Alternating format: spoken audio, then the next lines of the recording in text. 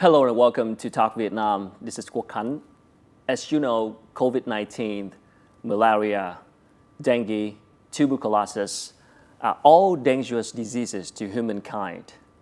Among those, COVID-19 is a super infectious and deadly disease that caused the biggest and most serious crisis all over the world in modern history.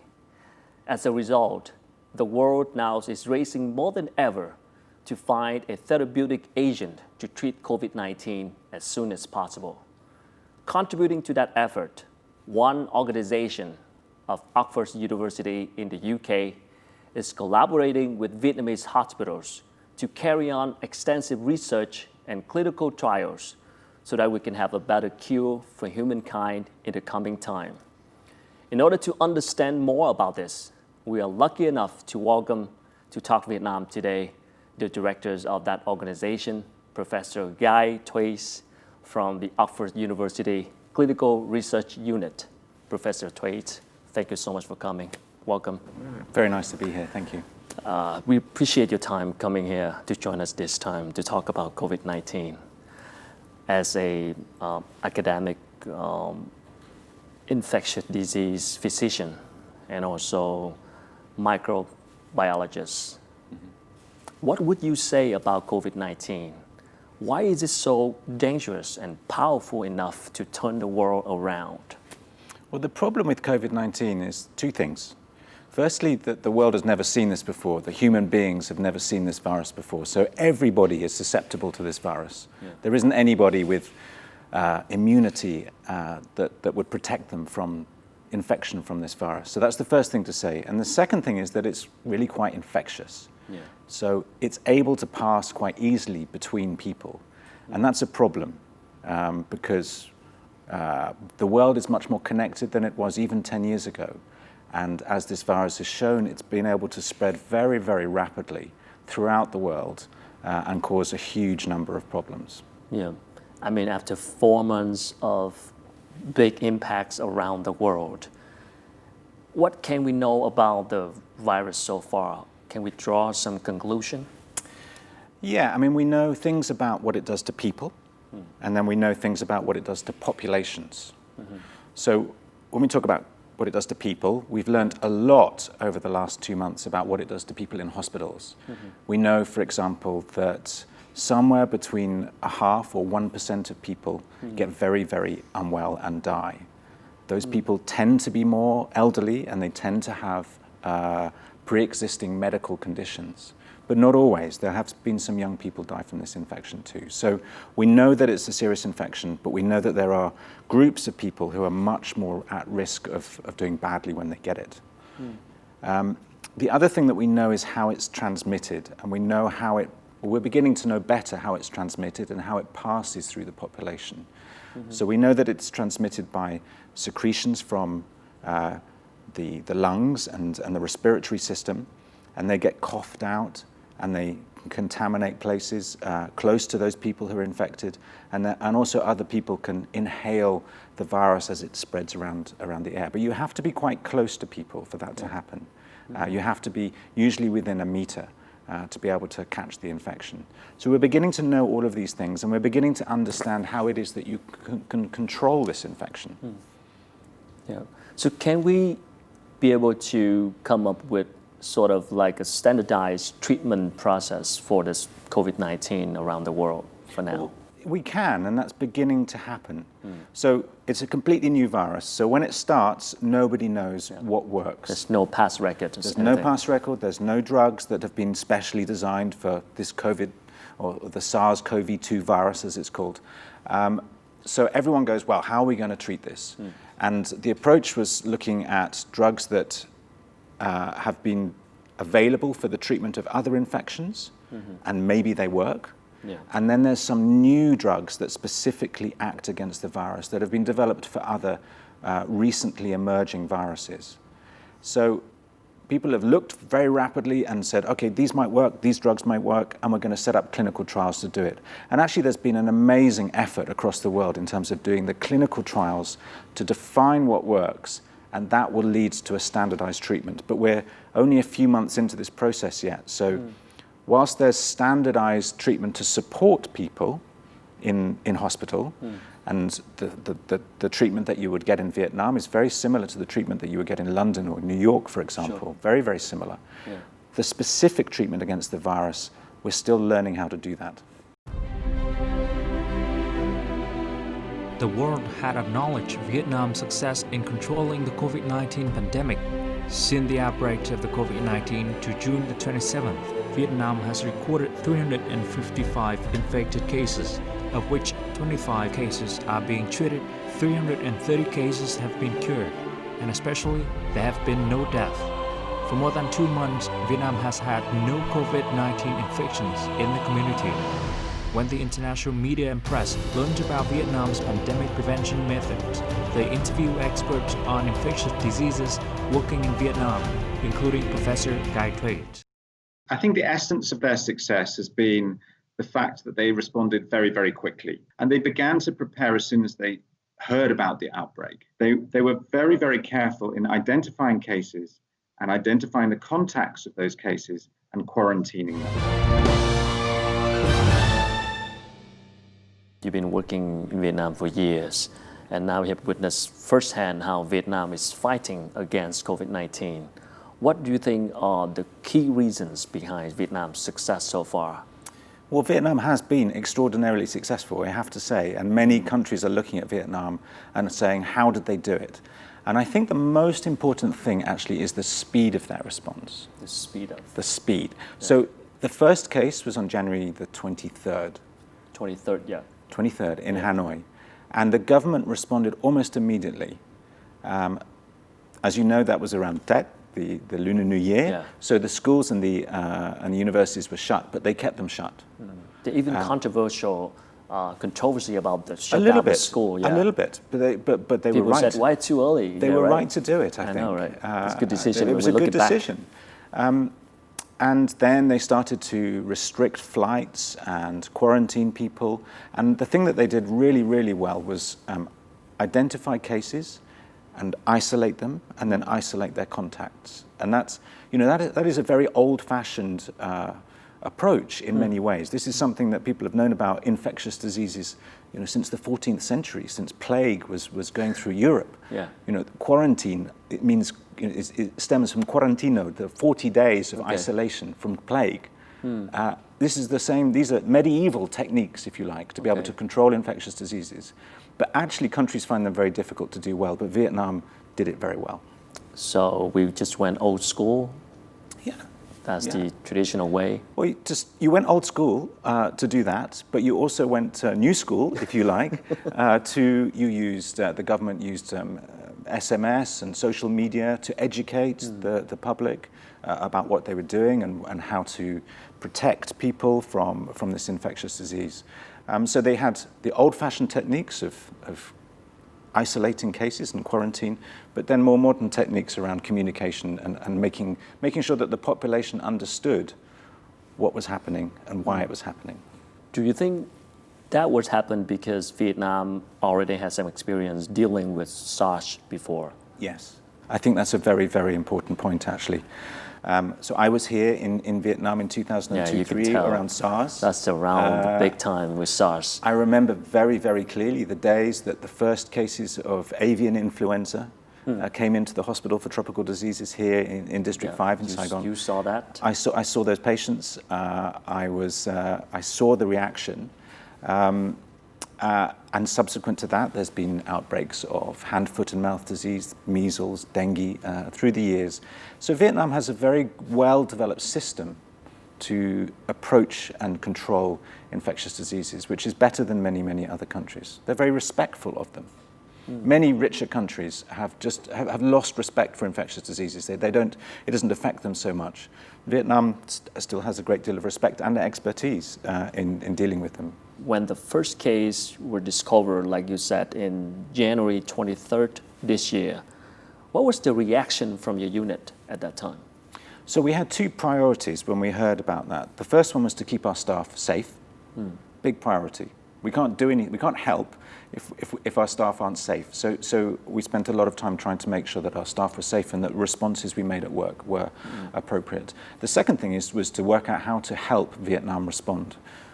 OCRU is here to help Vietnam, to help the region respond to infectious diseases. And therefore, our first question was, well, how are we going to do that? And the first thing that we felt that we could do was help with the diagnostics. So what the government needed to do was to be able to identify cases quickly. And right back then, there were certainly no kits to test for this virus. So we had to rely on technology that we had in our laboratories. We had to get chemicals and certain bits of reagents to be able to make the test. And we did that. We got that from Europe. And we helped the country, the key institutions in the country set up the diagnostic test, the first diagnostic test for the country. Unlike in many other countries in the world, COVID-19 did not become worse and spread on a wide scale in Vietnam. Research and preparation to fight against it have been done very early by hospitals and research centers across the country, even before the first 2 positive cases were detected on January 23rd. Mình không có chờ đến khi đại dịch nó đến rồi mình mới phản ứng. Thì thực ra cái công tác chuẩn bị để phòng chống dịch bệnh thì cũng đã được hình thành từ những cái ngày đầu của tháng 1 năm 2020. Khi mà mình có những cái rò rỉ thông tin từ trên các cái mạng thông tin xã hội hay là các cái thông tin từ báo chí quốc tế. Có nghĩa là mình đã chuẩn bị lên các cái phương án tiến hành về xây dựng các cái kỹ thuật xét nghiệm. Đầu tiên là đối với những bệnh nhiễm trùng mới nổi, cái điều đầu tiên là mình phải xác định tác nhân gây bệnh đó là cái gì. At the peak period of the pandemic in the world, on February 26th, Ho Chi Minh City Hospital for Tropical Diseases was officially approved by the Ministry of Health to conduct coronavirus tests. It is one of the hospitals with the best facilities and testing capabilities in Ho Chi Minh City, but testing 1,000 people around the same times is unprecedented here. Mẫu xét nghiệm rất là đông, trung bình mỗi ngày chúng tôi nhận được gần 1.000 mẫu bệnh phẩm. Cần phải làm RT-PCR để chẩn đoán kịp thời trong 24 giờ ra kết quả để cho hệ thống dự phòng của thành phố kịp thời cách ly những trường hợp dương tính cũng như là cách ly tiếp những ca có tiếp xúc F1, F2. Do đó thì cái labo sinh học phân tử của Bệnh viện Bệnh nhiệt đới thực ra để thiết kế là để chẩn đoán bệnh nhân chứ không phải là chứ cái mục đích thiết kế ban đầu không phải là thiết kế để làm xét nghiệm cho cộng đồng như thế. Do đó thì đây là một cái áp lực rất nặng nề cho nhân viên của labo sinh học phân tử của Bệnh viện Bệnh nhiệt đới. Thì ở thời điểm đó thì các kỹ thuật viên, các nhân viên sinh học phân tử tiến hành nghiên cứu của đơn vị nghiên cứu lâm đồng Đại học Oxford đã cùng phối hợp với chúng tôi.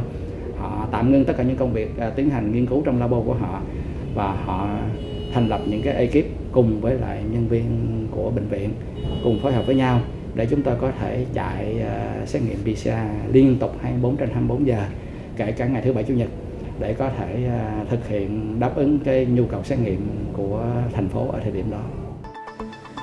To complete this mission, doctors from both Ho Chi Minh City Hospital for Tropical Diseases and OCRU worked at their maximum capacity and were extremely careful to produce the most accurate and fastest testing result. But they also had to do their best to avoid cross-infections when a large number of people come to test at the same time. Trước đây thì những cái bạn kỹ thuật viên cũng như là những cái chuyên gia thì làm việc ở cái nhóm độc lập thôi. Nhưng mà trong cái đợt dịch này thì mọi người đã ngồi lại với nhau, bàn bạc về quy trình rồi xây dựng cái kế hoạch làm việc, phân phối nhân sự và phối hợp nhịp nhàng trong một cái bối cảnh là làm việc rất là căng thẳng và mọi người phải làm việc với cái hơn cả 100% cái sức lực của mình. I know that your organization had helped healthcare Vietnamese professionals to launch clinical trials on chloroquine, an anti-malaria drug that could treat coronavirus. Could you be more specific about that? So chloroquine is a very old anti-malarial drug. Okay, it was one of the first very, very effective drugs to treat malaria that was developed in about the late 1930s. It has been taken by millions and millions of people over the last 60 years.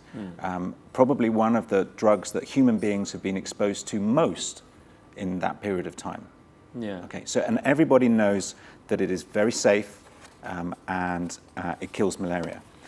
Some experiments were done in the laboratory that suggested it also kills viruses. And nobody's quite sure of the mechanism for that, but that doesn't matter too much. It seems to kill them. And a number of different trials have actually been done in this country actually beforehand. So about 5 years ago, we did a trial of chloroquine for dengue. It didn't actually work, but there was interest there. And so when COVID came, people thought, okay, we need a treatment. Here is an old drug that has been given to millions of people that is quite safe. It seems to kill the virus in the laboratory. Why don't we use it for treatment and also to prevent the infection? And we were very privileged, really, that the Ministry of Health came to us and said, we would like to do this trial. Would you help us design and implement it for us, for the country? And they did that on a Saturday morning, and they said, we need a protocol to be able to do this study by Monday. So we had a very busy weekend of work with my colleagues in Okru. We wrote the protocol for the study, and the study started about a week after that. Okay. So it's very, very fast. Usually a randomized controlled trial like this, maybe usually takes 6 months or a year to set up. This took about 10 days. So what specific evidence that make you believe that chloroquine could kill the virus? Well, the only evidence there is at the moment comes from the laboratory. So if you expose the virus to chloroquine, it kills it. There are trials being done, many trials actually throughout the world, that are beginning to tell us more. At the moment, none of them have definitively shown whether chloroquine is effective. Yeah. But the only way we're going to get that evidence is if we do these randomized controlled trials, which is what we're doing in Ho Chi Minh City at the moment. And it should be noted that people should not buy the drug themselves and self-medicate at home. Absolutely. So like every drug has risks. Okay. Okay. And it seems to be the problem if they do it themselves and improperly dose at home. Absolutely. So that can be dangerous. This drug, if you use too higher doses of this drug, it can cause your heart to beat in very unusual and dangerous ways, which is bad for your health, in fact may kill you. So don't go and buy this drug and use it until we know from these studies whether or not it really is effective. The Oxford University Clinical Research Unit, or OCRU, is working with Vietnam Ministry of Health and Ho Chi Minh City Hospital for Tropical Diseases to research a COVID-19 treatment using an anti-malaria drug called chloroquine. If experiments can prove that chloroquine is an effective treatment of COVID-19, it can be used to treat millions of people in the world at all levels of incomes equally, effectively, and safely for a reasonable cost. This might slow down the spread of the pandemic and reduce the time people require hospital. We had to have the Ministry of Health Ethics Committee approval, but for every study that is being done here, we also need to have the approval from University of Oxford Ethics Committee, which is called OXTRAC.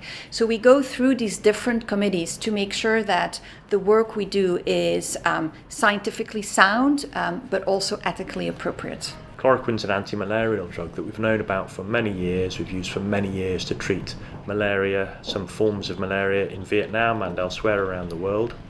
It's a drug that we understand the side effect profile of, and it's interesting that when you test it in the laboratory, it has activity against many different kinds of germs that can cause human disease, including SARS virus, and including SARS coronavirus 2, which causes COVID-19.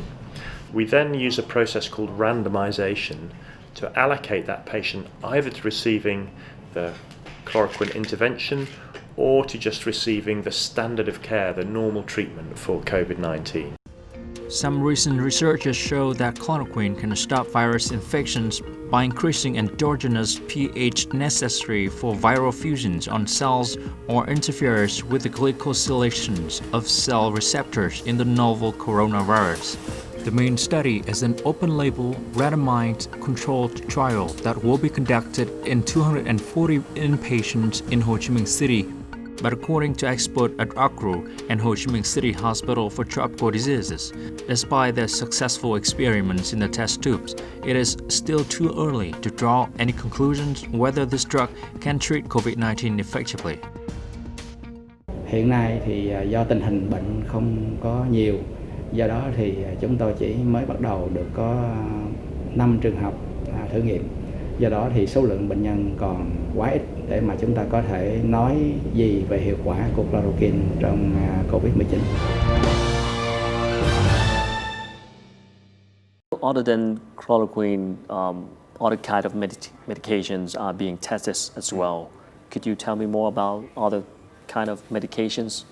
Yeah, there's some drugs that are specific to kill the virus that have been developed for other infections like Ebola, for example. So there's one antiviral drug called remdesivir, and there is a trial that was announced out of the United States about 3 weeks ago, actually, not very long ago, that seems to reduce the time that people require in hospital with this infection. So it seems to be effective at making people get better quicker. Yeah. And that's really the first drug that is shown to be effective in COVID. Okay. Which good is to know. So that's really good to know. The drug is not widely available yet. I hope that it will be. Yeah. But that's the first drug that's proven to be effective. But the number of trials going on around the world of all sorts of different drugs, there are hundreds and hundreds of trials going on. Wow. So over the next 6 months, we will have a much better idea as to what works and what doesn't work in this infection. I guess everybody is racing right now to Everyone's find racing, that treatment. But the thing that will make the biggest difference is if we can prevent it with a vaccination. What is the biggest lesson that we can learn from COVID-19 now? Collaboration. Collaboration. I think.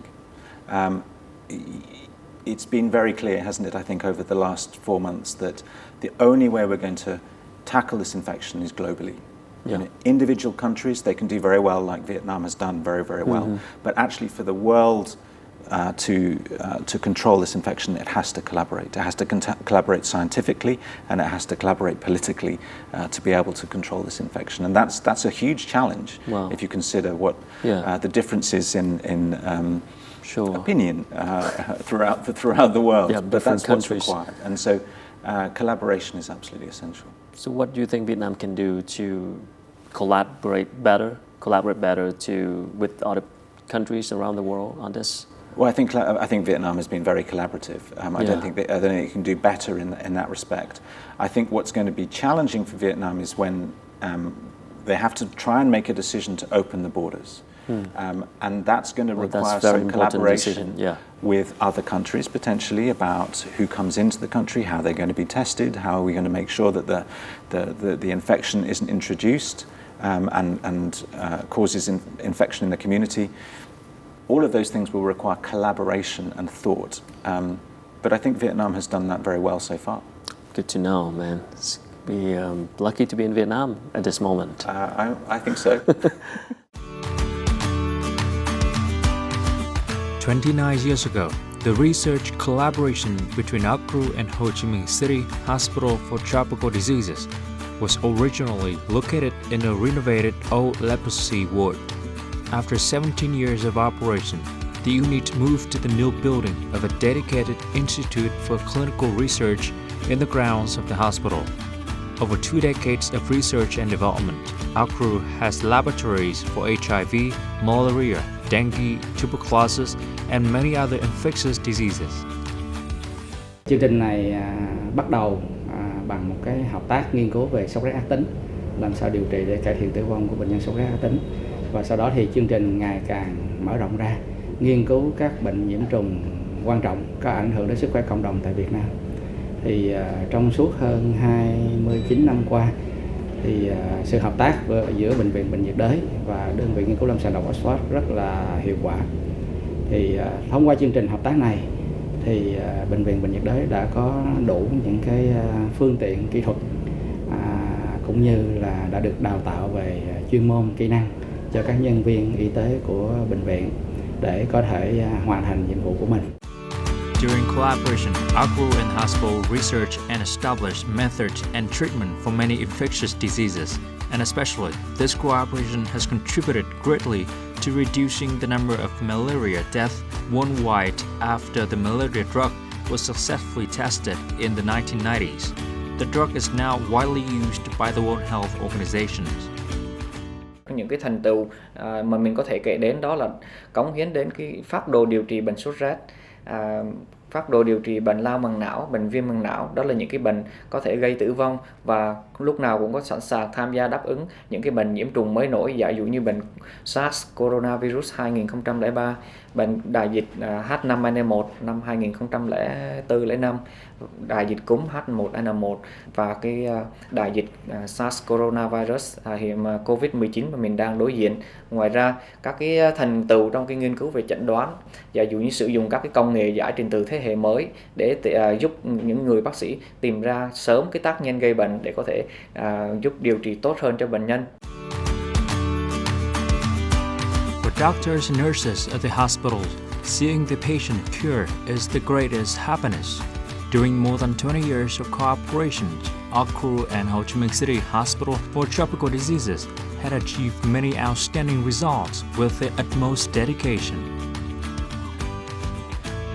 The one thing that we all believe very strongly in is that the research that we were doing is to benefit Vietnam and the population of Vietnam. And this is why we're here at the Hospital for Tropical Disease, which has been our collaborator for all that time. And I think this kind of belief that we are here and we want to contribute to the health of people in Vietnam, and we want to make a difference in that way. We want to make an impact there. We hope that the research we do, whether it's, the chloroquine with COVID or the dengue, can then be translated to either new treatments or new policy guidelines that can really help Vietnam, but also, the surrounding countries in Asia.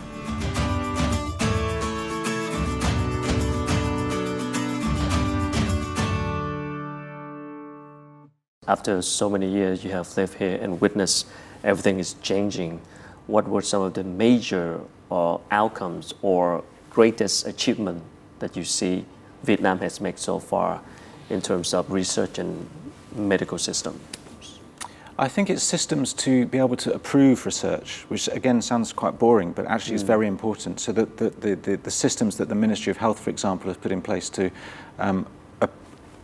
ethically review and approve research are way better than they used to be. They're efficient, they happen quickly, there's regular meetings, and those kinds of things actually make a huge difference to allow researchers, both ourselves, but also other, from other universities around Vietnam, to be able to do their own research. If you have a good structure and a good ability for that research to be approved, to be scrutinized, of course, to be able to keep people safe, so that only the best research gets done, then that's a big advance, and that has been a big advance over the last decade. Your 10-year vision here is to have local, regional, and global impact on health by leading a locally driven research program on infectious diseases in Southeast Asia. So how far have you come to realize that vision? We're well on the way, but you're never good enough. We have to keep on asking ourselves, how can we do this better? I think in many ways COVID has been it's a crisis and it's a challenge, but it's also provided an opportunity. We've been delighted to help the Ministry of Health do the trials, for example, and to help the country with the testing. And it's just shown us again how important it is for collaboration. And I think enhancing our collaborations, enhancing our relationships within the country to make sure that we do the best work we possibly can. And that's in Vietnam, but also across the region. That's a major part of our strategy for the coming 5 to 10 years. Then what is the biggest strength of your team in Vietnam? The biggest strength is that we are embedded in the country. We are an international team for 30 years. We're an international team in a sense that there are a number of people from outside Vietnam here, like myself. But we all live and work in Vietnam, or our respective, or Nepal, or Jakarta. So we embed ourselves within the country, within the healthcare system. We live here, our families are here. And that, I think, is the greatest strength, because we get better at understanding the country. And we get better at understanding what are the requirements of the country in terms of its health, in terms of the research that we need to do. And I think that's our greatest strength. For many doctors and scientists at our group, the most special experience they have had in Vietnam is the opportunity to visit poor rural areas in the country. A trip was a good memory, and more importantly, they believe their researches contributed to changing the life of many. I've been struck by how willing people are, patients and members of the public, to help us with our research when we're doing it. So some of our research has been, most of it has been working with hospital patients and trying to improve their illness. But sometimes when we've gone into the community to do work in countryside areas and so on, people have been very willing to help us with our work there as well, and very hospitable. I love working and living in Vietnam. It's such a vibrant place to live, and working with the Vietnamese is such a pleasure because they're so hardworking, got a great sense of humour. Một trong những cái lý do mà cái chương trình hợp tác này có thể kéo dài rất nhiều năm và đạt được một cái hiệu quả rất là tốt về mặt khoa học, đó là cái sự tin cậy lẫn nhau giữa những nhà khoa học nước ngoài và những nhân viên y tế của Việt Nam. Những nhà nghiên cứu này họ ở tại đất nước này, gia đình họ ở Việt Nam, rất nhiều kỷ niệm về những cái giao tiếp, những cái mối quan hệ bạn bè, gọi là bạn bè giữa những chuyên gia người Việt Nam và những chuyên gia người nước ngoài. Ngoài công việc còn có những cái sự hiểu biết và thông cảm lẫn nhau.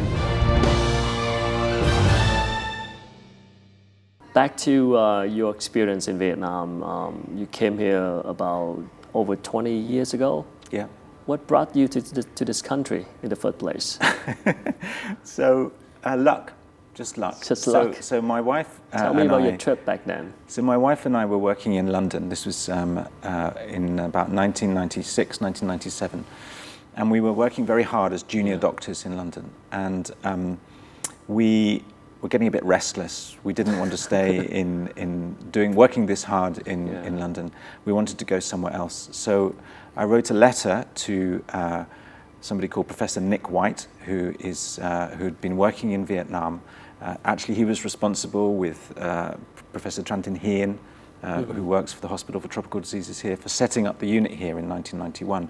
And I wrote to Nick and I said, is there any positions available? Yeah. And he faxed me back, which shows you how long ago it was, and said, come and see me in Oxford. And then the conversations developed, and I met somebody called Professor Jeremy Farrar, who was the director before me. This was in 1998. And they said, come for a year. And we came for a year, but we stayed for 4.5 years. And it was luck, really, that brought us here. But it was a beautiful piece of luck. What made you want to stay? Just to work, or anything? Any other reasons? I think a combination of the fact that we really enjoy living in this country. It's a great place to live, but also the work and the ability to do things that I think make a difference is almost unrivaled. I think here there is an entrepreneurial spirit, I think, in Vietnam, and an ability to get things done, and a desire to get things done that is very invigorating. And it's a very exciting place to work. And I still am as excited now about being here as I was when we first drove down the road from the airport, and I was just bewildered by all of these bikes everywhere and the heat. I'm as excited now as I am then to work in this country. I knew of the work that was being done here, and I was very interested in it because it's a very the work that is done here is very clinical. By that I mean it's very focused on patients, and I'm a clinician. I'm a doctor. I'm not somebody who sits in laboratories to do research. I like to be doing research with patients, and actually that was one thing that was very, very appealing for here. So to come here and to see the wards and to work in the Hospital for Tropical Diseases, actually that was something that greatly appealing to me before I came, and it matched expectations and beyond, and it changed the way I look at the world and the way I look at working life, actually. Yeah. Have you ever felt frustrated that you want to quit? No. Never. No. Never here. In the UK, once or twice, but not here. Interesting to know. Guy Thwaites is an academic infectious diseases physician and clinical microbiologist from the United Kingdom. Guy Thwaites and his wife Louise Thwaites first came to Vietnam in 2000 on a long business trip. The business trip was supposed to last for 1 year, but they ended up staying in Vietnam for 4 years. When they returned to England, the beautiful memories of the life and peoples in Vietnam inspired them to come back. He has been director of the Oxford University Clinical Research Unit in Vietnam since October 2013. Nowadays, they are in Vietnam, firmly established and happy to be so. I'm curious about your background a little bit, and I have done some research, and I see that you were obsessed with biology when you were a kid. Tell me more about it. Yeah, I was actually. I mean, I grew up in a very rural part of England, and I became very obsessed with nature, particularly butterflies and things like this. And I spent a lot of my childhood kind of following nature and observing nature. That sounds slightly strange childhood, but it was. I loved it, and so that biology was very important to me. But my father was a doctor. He was a general physician, and it seemed to me slowly as I grew older that I could unite my love of biology, which also, that's why infection really appeals to me, because it's not just one organism, it's 2 or 3 sometimes. You're talking about a bacteria, and you're talking about a person, and then you have the environment, and it's all about biology. And medicine allowed you to do biology, but in a way that actually made a difference. When did you realize that I'm going to become a doctor? About 16 or 17, something like that. 17. Something like that, yeah. But you even did an art history course at Cambridge University. Why so? I did, because at that stage I did medicine for a couple of years, and I thought, well, I quite enjoy this, but I want to do something different for a little bit of time. And I've always been interested in art. Yeah. And I'm very glad. I wasn't very good at it, I have to say. But it taught me, the one thing it taught me, which was very, very useful, was how to write good English. Because you have to write good English if you're studying things like art history. And so it taught me that, and that was very useful. Then again, what was the main reason that draw you to infectious disease? It was the biology. It was the fact that you're studying 2 different organisms, at least, and you're trying to understand them within the context of an environment. And the environment influences that relationship, and trying to understand that was enormously appealing, and that's why I was drawn to infectious diseases. If you had not come to Vietnam, what would you be different? Oh, I think I'll be completely different, actually. I don't know what it would be. Have you ever thought about it? Yes, I think about it a lot. I don't know what would have happened, but life is like this, isn't it? It's some critical decision points. I mean, that time when I went up to Oxford to meet with Nick White and Jeremy Farrar, it was half an hour or an hour or something, and then life took a completely different turn. What would have happened if I didn't? I don't know. I really don't know.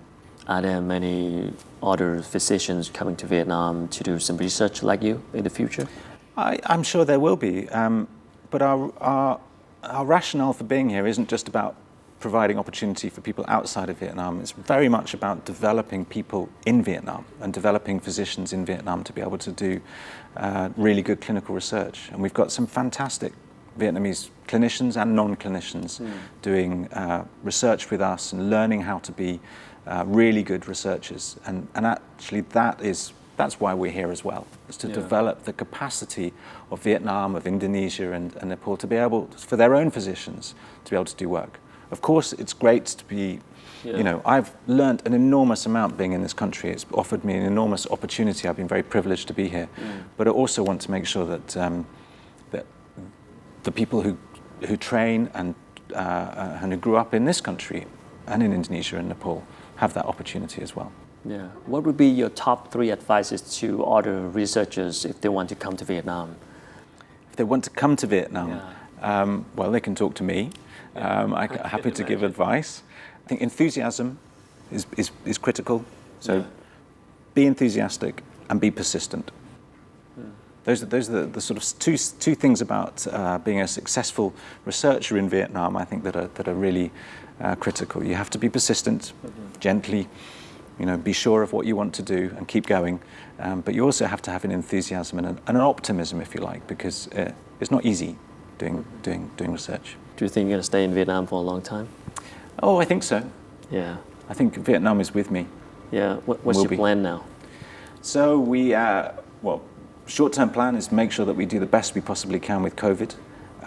Make sure that we do the best for Vietnam, but we're also working, as I told you earlier, in Indonesia and in Nepal, and those two countries are having a very different experience with COVID, and we're working hard to help them. Indonesia's had more than 25,000 cases now, and we're with our colleagues there working hard to tackle that. So short term is to make sure that we do that. Longer term, we'll continue to work hard with the Hospital for Tropical Diseases, with the National Hospital for Tropical Diseases, with the Ministry of Health to provide the support for testing, for treatment, and for control of the infection. Well, thank you so much, and good luck with all of that. Thank you very much. Thank you. Well, that's the story of Professor Guy Thuys from Oxford University Clinical Research Unit. We're lucky to be in Vietnam right now with all the situation of COVID-19, and Professor Guy Thuys' unit is working hard to support the Vietnamese hospitals and also healthcare professionals to fight against the COVID-19, come up with more tests and more treatments in the future. So I hope that things will get better soon. Well, thank you so much for watching, and I'll see you next time. Thank you so much. Thank you. Thank you. Appreciate it.